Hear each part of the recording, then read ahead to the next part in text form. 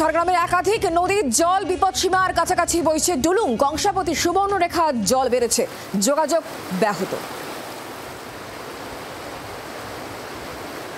নিম্নচাপের টানা বৃষ্টির জেরে এই মুহূর্তে চরম সমস্যায় ঝাড়গ্রামবাসী। ঝাড়গ্রাম জেলায় একাধিক নদীর জল এই মুহূর্তে বিপদসীমার উপর দিয়ে বইছে। এই মুহূর্তে আমি যেখানে আছি ডুলুং নদীর উপর প্রচন্ড স্রোত বয়ে চলেছে। এই ডুলুং নদীর যে কজওয়ের উপর দিয়ে বইছে, তুমি দেখতেই পাচ্ছ সে কজওয়ের উপরের যে পিলারগুলো আছে সেই পিলারগুলো অর্থাৎ হাঁটুর উপর থেকে জল বয়ে যাচ্ছে। সেই পিলারগুলো এই মুহূর্তে ঢেকে গেছে খরস্রোত, ফলে এই রাস্তা দিয়ে এই মুহূর্তে সম্পূর্ণ যাতায়াত বন্ধ। জামমনির সঙ্গে ঝাড়গ্রামের যোগাযোগ বিচ্ছিন্ন, পাশাপাশি পুরুলিয়া ঝাড়গ্রাম যোগাযোগ বিচ্ছিন্ন।